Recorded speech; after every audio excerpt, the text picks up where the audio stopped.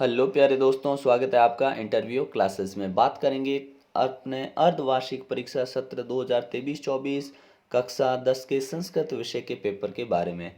अगर आपके ज़िले में अभी तक संस्कृत का पेपर नहीं हुआ तो ये आपके लिए बहुत इंपॉर्टेंट है, क्योंकि इसी प्रकार के प्रश्न आपके पेपर में पूछे जाएंगे और हर विषय के पेपर आपको यहाँ पे प्ले लिस्ट में मिलेंगे, चाहे आपके सामाजिक हो, संस्कृत हो, इंग्लिश, हिंदी, गणित, सभी सब्जेक्ट के। और चार चार पाँच पाँच पेपर मिलेंगे, ठीक है ना, जिसमें इंग्लिश के और आपके एसएसटी यानी सामाजिक के, साइंस के और मैथ्स के, इन सभी के पेपर कंप्लीट सोल्यूशन के साथ अपलोड है।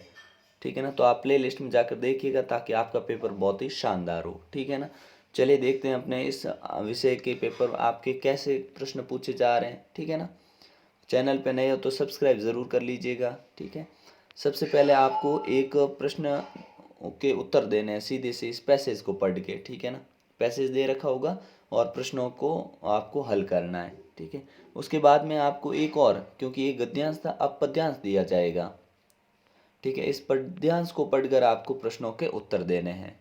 उसके बाद में नाट्यांश पठित्वा एताद आधारित प्रश्नानाम उत्तराणि यथा निर्देश लिखत। ठीक है ना, फिर से आपको एक नाट्यांश पढ़ना है और इसके प्रश्नों के उत्तर देने हैं।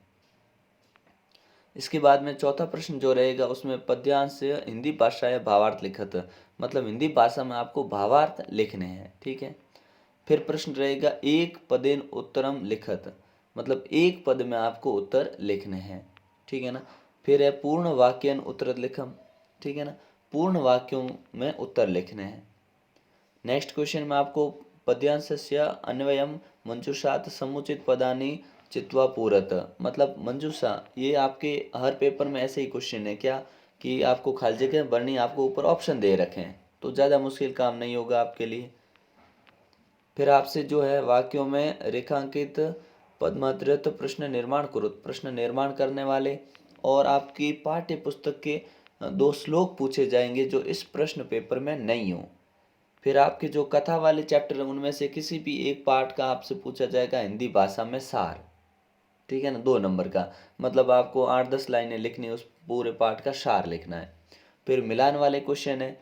फिर आपके पाठ्य पुस्तक से पूछे जाएंगे गद्यांश, अपठित गद्यांश और पठित गद्यांश सारे पूछे जाते हैं। ये अपठित गद्यांश है जिसमें आपको प्रश्नों के उत्तर देने हैं। फिर गद्यांश के बाद में आपसे संधि आ गई, आपके जो व्याकरण है उसके सवाल, समास, संधि, ठीक है ना, उपसर्ग, प्रत्यय, इनके सवाल पूछे जाएंगे। और 2 सवाल हमेशा आपको पूछे जाएंगे कि इन संख्याओं को संस्कृत में क्या कहते हैं। फिर आपको उचित विभक्ति वाले शब्द भरने हैं, प्रकृति में प्रत्यय लगाने वाले शब्द आपसे पूछे जाएंगे।